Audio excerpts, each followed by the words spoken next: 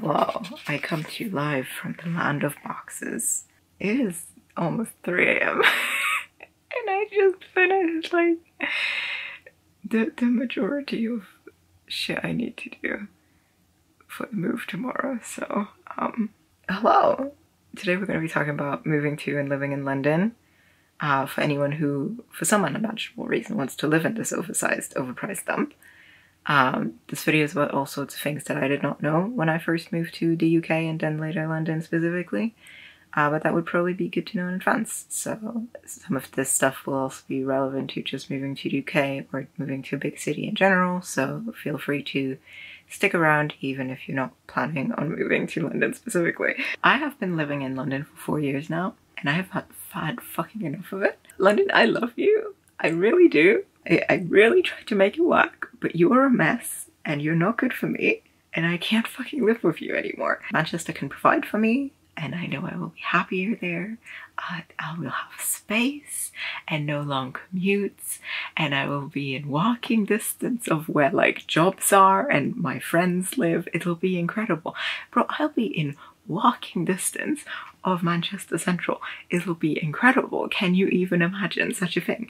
Oh my god. I just think it'll be better for us this way, you know? Like it's not like I'm dumping you. I mean, it'll just be like a more casual relationship where like, you know, I only come to visit occasionally and we can have lots of fun while I'm here then, you know? It'll be great. But dear audience, don't let my little lover's quarrel with London deter you from your own dreams of living here. I'll be thriving up in Manchester by the time this video goes up, so, you know. Speaking of which... Almost done. Hello, kitty. You're just gonna look at me. You're so cute. You're so cute. I'm moving today. I'm moving today. Cute little kitty. Oh, meow. This is quality content. Quality content, yes. Very cute kitty. I'ma miss you. I hope there's cute kitties where I'm going. Oh! She's just rolling in the dirt now. This is our neighbor's cat. Well, I guess no longer my neighbor's very soon, but you know. Oh, you're so cute.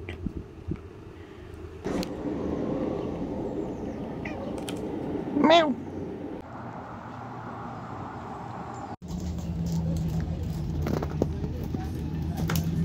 Victoria.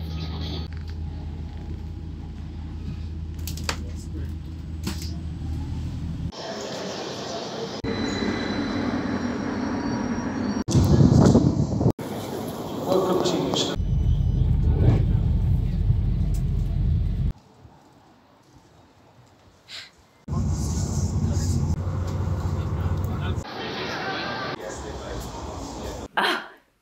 Much better. London big, much bigger than tourists will ever see. You thought Greenwich was far out that one time you visited? Yeah, Greenwich is zone 2 out of 9. Generally, the further out, the cheaper, although it's still expensive because it's London. If you have an area of interest that is outside of Central, try and find something on that side of town. Do not make my mistakes and live on the opposite side of town of where all the jobs in your industry are. I personally lived in zone 3 and 4, which seems to be fairly like normal. Zone 1 and 2 tend to be too central to be affordable, and zone 5 and 6 and beyond tend to be very far out, but they might have direct connections to central that can get you there fast. So, you know, boroughs are essentially like little townships. Like they have their own council, they have their own like, I don't know, friggin' bin colors and recycling rules. They have like the areas that used to be little towns or villages that before getting swallowed up by an ever-expanding metropolis still retain their names. So while you will still live in London, you are also living in your borough and you're also living in specifically the area that you're living in. So for example, I lived in Plumstead, Greenwich, London, or in Forest Hill, Lewisham, London. You may also quite often refer to like the next biggest town outside of your area where, you know, you might go run errands at the big Tesco or get the train from the station there. Most boroughs have places that are bougie or cheaper, but here's some general pointers and vibes of like different areas and some census data to back them up. The outer boroughs tend to be the more conservative and non-diverse parts of town. The queers tend to live more centrally or near unis or in otherwise more diverse neighborhoods because that tends to be safer. The south, the east, and the southeast are more historically, ethnically diverse and have more people of color living there. And guess what? You also find poorer areas and less big money opportunities. I wonder why that could be. As a fellow minority person, I greatly enjoyed my southeast neighborhoods that I lived in. Lots of good food places. There's African and Asian groceries. Even my ballet class in Greenwich had like ethnic and body type diversity, which in ballet is an achievement. If you're black or multiracial black, there are plenty of hairdressers that specialize in your hair type. There's even some explicitly all hair types places, at the very least in Lewisham, that I know of. And from my observations, like through the shop windows, there seems to be multiracial stylists working there as well. So if that is any concern, that is also catered to. There's also some Asian run places in the east. There is at least one Japanese run salon that I know of in Shoreditch, for example, because my hairdresser works there, that specializes in like alternative haircuts and like bleach and color for all hair colors. Yes, they can bleach your hair if you don't trust other hairdressers to do that. They will know how to do it. So you'll be good. There are some very rich and bougie areas in the southwest, like, you know, Wimbledon and shit. Central is not a place you live unless you're like unfathomably rich or like old and you just bought property there like many decades ago, like that lady from last night in Soho. TBH is probably not a place you want to live because it's just got like weird vibes, and if you're already rich, you might as well go get yourself one of those huge mansions in like Wimbledon or whatever. The far out northwest of town is where like most media things happen, like most film and TV production happens over there. I wonder why the industry has a diversity problem. Most businessy stuff happens in Central. There are various unis throughout, but also like as someone who went to uni right outside of London and had like a great train connection that got me into Central honestly faster than when I lived in London. Don't let the ones in Central talk you into thinking they're the only option. So you know how elsewhere in the UK you like, you know, get on a bus and then you ask the driver for like a single or a return ticket to your destination, and then you pay for it and then you get a paper ticket. Yeah, London doesn't do that. To use London public transport, you need to pay by Oyster card, by contactless, or you need to buy a travel card. Some people also have bus passes, which I think are for like young people and people in benefits and stuff. So yeah, like ideally get an Oyster card because that's prepaid, and you can top it up by cash even, unless you really like paying contactless and don't need to worry about your balance as much. But if you're a paranoid old man like me, then you will love Oyster. Commutes are measured in time, not in distance. For example, I had a faster connection into Central when I was at uni outside of town than when I was living in Greenwich and Lewisham. North of the river has most of the tube network, as well as buses and trains. The south has mainly buses and trains because they don't give us fucking tubes down there, I guess. Overground, DLR, and Elizabeth Line are technically not tubes, but they essentially are tubes, so just ignore that differentiation if it comes up. The DLR and the Overground have a nicer view though, generally, so that's a plus for living in the southeast. The bus is the cheapest and the slowest option. You have to hail for it at the bus stop, so it will stop by putting your hand out. When you enter the bus, you're gonna tap your Oyster or contactless or bus pass on the reader, or you show your travel card if you have a travel card. If you're using Oyster, it will actually show you like how much your fare was and how much remains on your balance of the Oyster. A bus fare lets you get on as many buses as you would like to in an hour. So even if you have to change, that's still on the same fare. You tap again, it will not charge you. And it caps at 3 fares per day. So you will never pay more than 3 fares no matter how many bus trips you take in a day. And I think that currently adds up to like less than 5 quid or something. Tube is the middle option. It calculates your fare based on from which zone to which zone you're traveling. Rush hour costs you extra while off-peak doesn't. You have to tap in when you start your journey and tap out when you end your journey so that it can charge you at the end. Again, if you're paying with Oyster, it will tell you how much it charged you. I think generally it's like between like 2 and 3 quid for a journey that you might make generally, but it can vary. And there's also a day cap on it, but that can vary depending on various dark magic math that they do about it. It just, if you know roughly what your route's gonna cost you, you're good. If you travel across town, it's probably gonna cost you more than that. Some trains in Central will charge you the same amount as for tubes, as long as you don't leave a certain radius on them. If you go beyond that, it's gonna charge you like a train. Train is the fastest but most expensive route. That's why I tend to avoid it. If you work for the rail, it's free. You know, that's a piece of information to know. If you're taking a train out of London that starts at a station in Central and you would need to first travel to that station, you can generally buy the ticket for your end destination from the station that is local to you.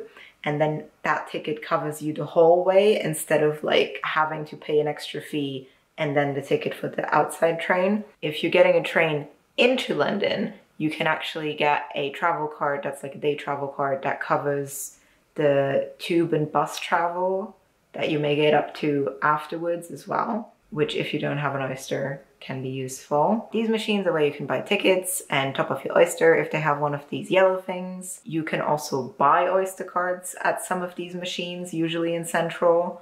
Alternatively, you can get an Oyster card at like a local corner shop that has the Oyster sign in their window, and you can top it up there as well if you need to. I personally am antisocial and don't like to interact with humans, so I prefer the machines, but you know, it's an option. My mum did it when she came to visit and needed the Oyster card and didn't know how to find the correct machine, and she just went to the corner shop and had someone help her. Some machines are card only, so if you need to pay with cash, you need to make sure that it's a cash and card machine. It says that at the top usually. I do recommend topping it up with cash because I once managed to get my credit card information stolen while trying to top it up with a card. Don't know how they did that, but we narrowed it down to having had to be that payment. So I'm a paranoid old man, I'm telling you. This is why I use cash for everything. Morning rush hour is like insanely crowded going into Central. Going the other way tends to be fine. And once it's past certain stops in Central where a lot of people like get off or change trains, it's usually fine as well.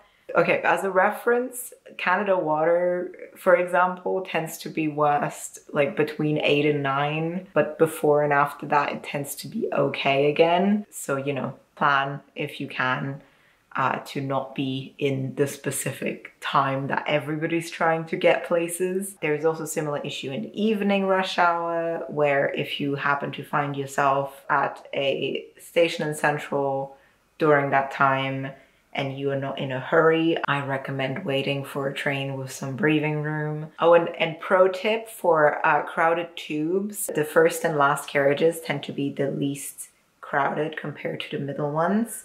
So those in the know tend to like take the time to wander down the platform to you know, hopefully get a seat in one of those. Most of Greater London is residential areas filled with adorable little houses rather than skyscrapers. So whether you're renting a room, a flat, or a whole house, you're more likely to end up living in a house than in an apartment building. This also means there's a decent chance that you might get access to a garden. However, please also consider that that might involve being contractually obligated to take care of that garden and potentially losing your deposit over not doing that. So if you are very busy or just not that into gardening, that is something to keep in mind. The letter and number that you may see on a lot of housing ads refers to the postcode of the area that the place is in. In London, the inner boroughs have postcode letters matching their cardinal direction. The outer boroughs have their own letters, as do most other areas in the country. You can find maps that tell you which areas have which postcodes, so you can kind of use those to like figure out what areas you would like to look in, and then you can look for those postcodes on ads. The housing market in this country moves stupid fast, so you will likely not be able to get a viewing until a few weeks before you move. There is not much point flat hunting a few months in advance because people just don't put stuff up that early. Usually when a tenant moves out, they give like a month notice, and then the agent or landlord like try to find someone to move in immediately afterwards. So that's like the kind of time frame you're looking at of how fast it moves. Uni accommodation may work slightly differently because obviously it conforms to the academic year, so it may be available to book earlier. And there are always exceptions of some properties that are listed earlier, even if those are rare. Popular websites to look at are like Rightmove and Spare Room and I know Zoopla, as well as local estate agents who are likely also advertising on those websites.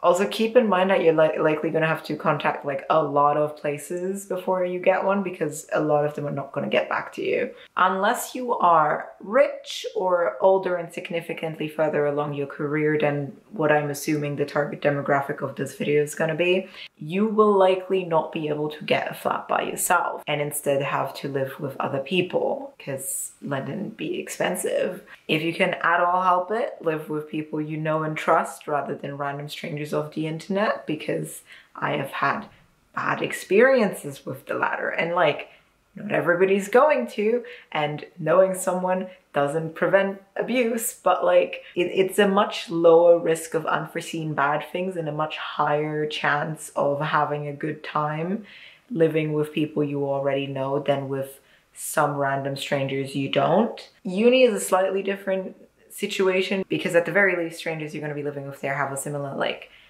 background and age group and lifestyle as you, presumably. I made friends with two of the people I lived with in first year in uni accommodation, and the next 2 years I spent living with people from my course, and we had a lovely time. If you do need to live with non-uni strangers, you can look on the website Spare Room, or if you're a queer person, there is a Facebook group for queer housing in London. Also a PSA for notably young queer and otherwise disadvantaged people. Hey, maybe don't tell people everything about yourself and your various vulnerable identities and potentially like, you know, unsupportive family you're moving away from or anything like that and you're looking for flatmates ad. I don't want you idiots getting trafficked or assaulted or murdered just because some bad people realize no one's gonna come looking for you. Like I usually just briefly mention that I'm trans to like avoid awkwardness when I meet someone for a viewing, or like to sift out the straight up queerphobes, or like, you know, to like avoid confusion about like names and gender markers on identification documents that might come up, you know, stuff like that. But they don't need to know anything more than that. They don't need to know anything else about me. Also make sure to give like the address and time of your appointment for viewings to somebody you trust, so that if anything were to go horribly wrong, someone at least knows where to look for you. Just safety. Safety, children, safety, please, my God. As for what strangers to live with if you have to, the following are personal opinions based on real fucking bad experiences I personally had.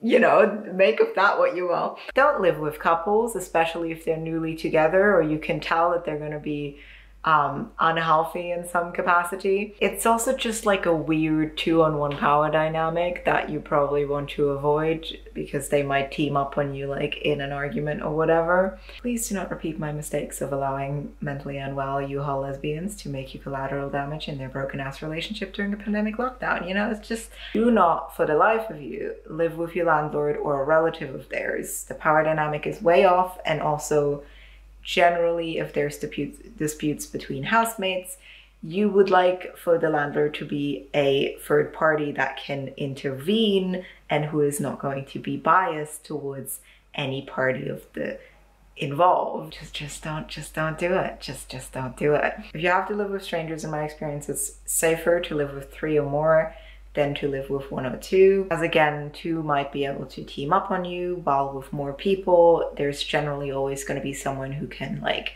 have your back in arguments, in interactions with the landlord, or simply to help you with house maintenance and cleaning if other people are unwell or slacking, because they can't all be insane. At least, like statistically, at least some of them have to be normal. If you do end up in a domestic abuse situation, here are some organizations that can help you with that. If you're queer, I can highly recommend Gallup, who are both doing stuff about like hate crimes as well as domestic abuse for queer people. So, and they offer counseling and it's great. So yes, you'll need to right to rent in the UK, which I believe will go along with your visa if you're coming from abroad.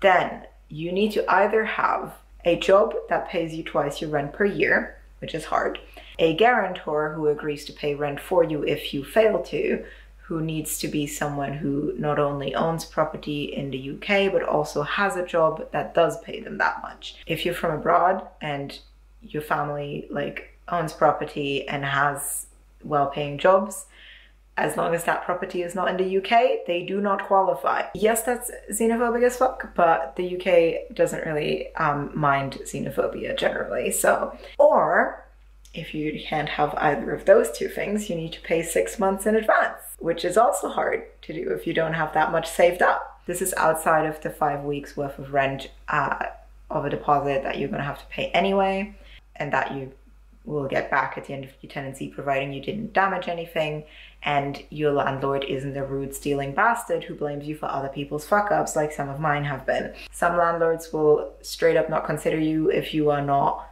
full-time employed. Some landlords will straight up not consider you if you are on benefits. Couples, students, sharers, people with pets, people with children, smokers, most things can make some landlords decide that they will just straight up not even consider you, even if you could pay the rent according to aforementioned system. If you're moving from abroad, you're gonna need a visa. I am not an expert on those because I moved here from the EU pre-Brexit and did not need one. Plus, I believe they vary depending on what part of the world you're from. So I recommend consulting your government's website and gov.uk to figure out what you need to do to get one. If you're moving here from a warmer climate, make sure you have a good winter coat because it gets cold here. Also bring an umbrella or get an umbrella when you're here, because while London is not as rainy as people make it out to be, it does still very much rain and it's going to be very useful to have an umbrella. Once you're here, register with your local general practitioner or GP at the local like NHS medical center or clinic.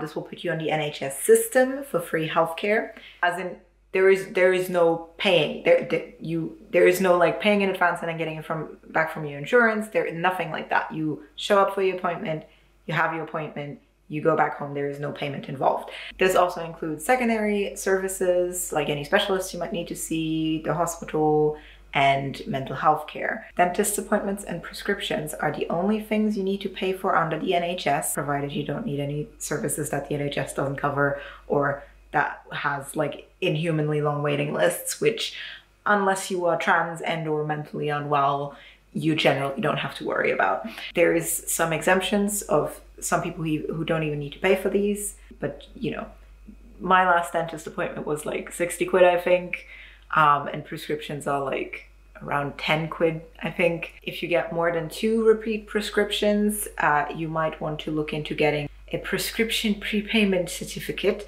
aka PPC, because that's essentially you pay one big chunk of money for a whole year of prescriptions, and then you don't have to pay for your prescriptions to like you've already prepaid for all of them, and it's a fixed price, so you no matter how many prescriptions you have, you're covered, and that can save you a lot of money. If you're working, you should get a national insurance number at your local job center, because that's stuff you need for tax purposes, or I think you don't need it technically, but it's like highly recommended, and it puts you like on the system for state pension and benefits if you need them. If you're unemployed and you qualify, you can get financial help from the government called benefits. I don't know enough about the system to tell you more in detail. I know there's also council housing that they can provide potentially. Look into it if you are in the case. I just wanted to mention it. You do not need to be a British citizen to work here, live here, access healthcare, access benefits, or vote in local elections. The only thing you can't do as just a resident rather than a citizen is vote in general elections. So like for the parliament, you can't vote for the parliament if you're not a British citizen. You can vote for your local council, even if you're just a resident. Oh, and make sure you look up when bank holidays are, because the UK doesn't have like normal holidays that are just like on random days of the week at a specific like date. They just have them on whatever the nearest Monday is or whatever, but you need to look them up in advance, because if you don't and you forget that it's gonna be that day, you're gonna try and go run an errand at like your grocery store or like go to the post office, and you're gonna get there after walking all the way over there and it's going to be closed. Hello, editing me here with another PSA, which I forgot about the first time around. TV licensing. The BBC wants your money and you should not give it to them unless you are actually consuming like their services, I guess. If you are like me and you do not watch regular old school television and you do not watch the BBC on iPlayer, you do not need a TV license in this country because you're not watching TV, and they're gonna send you very scary letters that are not even addressed to you, they're addressed to the legal occupier, and they're gonna tell you, oh, well, you didn't reply to our other letter that we sent you, so we're gonna schedule a visit now, and if we find any evidence that you're watching television, then we're gonna potentially fine you 1,000 quid, and it's like, they're never gonna come visit you. They have not scheduled a visit. They have absolutely not scheduled a visit, because I've been living in this country for 7 years and I've gotten many of these stupid fucking letters over the various flats that I've lived in, and they've never come to visit any of them. If you get a letter like this and you do not watch television and you do not watch iPlayer, you take this letter and you put it straight in the fucking trash bin. Don't be scared. They are liars. You do not need to be scared of them. If you watch the BBC, you can pay their stupid, like, however fucking many quid they want these days. I mean, I think it used to be like over 100 quid, which is ridiculous, by the way, to just fucking watch the BBC. Like, they can send you all the scary letters they want. They don't even know who the fuck you are. They just send this to everybody in hopes that you will pay the money, and you're not gonna pay the money, okay? You're gonna take the letter when you get it, and it says the legal occupier on it, and you're gonna put it straight in the bin, okay? That's all you're gonna do. You don't need to tell them that you don't need a license, because that's one of the things that they're like, you think you don't need a license? Well, you're gonna have to call us and tell them. No, you don't have to call them. They will literally never come visit you. They will not do anything. If you don't have a license and don't tell them, they will literally do nothing. It is fine. Chill. Put the letter in the bin. If you're moving from within the UK, there are plenty of removal companies that will happily drive your stuff across the country. Just make sure that you like find a reasonably priced one, and make sure you don't book them last minute. Also make sure you get your packing boxes early enough, because you don't want to sit there like a day before you move and be like, oh no, the place I was gonna get boxes as doesn't have any. Make sure you get them in advance. Some removal companies strictly don't let customers ride in the van, some do. Make sure you figured it out in advance and plan your travel accordingly. Also, some services ask you to put in the exact number and type of items that you have in advance before even giving you a quote. So if you want to use any of those, make sure you know that stuff early enough to be able to tell them, such as like, how many boxes do you have? How big are the boxes? What other stuff do you have that they need to put in the van? That kind of stuff. Make sure you know all of that information. Otherwise, just, you know, pick a service that's gonna like ask for less information if you don't know how many boxes you're gonna have yet, because there is plenty of those as well. If you have a driving license or a loved one with one, you can potentially even just like rent a van and do the moving yourselves. The sun is setting in Manchester, and I think that was about all of the things that I wanted to talk about. So I hope that was helpful to anyone who's looking to move to London specifically, or to the UK in general, or to a big city in general, or just to move. But yeah, I hope this was useful. I hope you enjoyed, and I will see you guys in the next video, which maybe not the next one, but one of the next ones will be matriarchy again. So look forward to that. But yeah, I will head off now and eat my dinner. Bye bye. If you're a black person or a multiracial black person, do it again. I feel so PC saying the word multiracial, but I know that it's the best umbrella term that I know of. So yeah, okay. If you're black or multiracial black, if you are black, editing me is gonna have some cringe content to go through, and I'm sorry. Of just me attempting to say words that I'm not talking about explicitly, because I usually shut my mouth.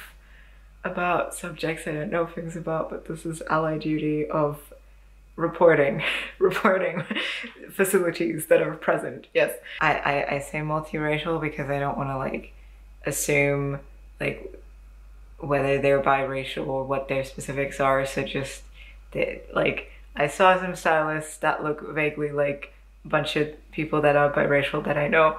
So, you know, that's the best comparison I can give you for reference. Just I think I've lived in diverse areas for long enough to kind of at least like know the look of people who are some kind of multiracial of the relevant groups that are most represented in the... I should just shut up after I say my sentence that was good and then just move on. So let's do that again. Do cis people feel like this when they have to talk about trans people that they are allied to because they don't dare talk about them otherwise? Is this what they feel like? This is horrible. PC culture has ruined our ability to communicate. God. Oh, you're so cute. Look at you. Look at you being cute.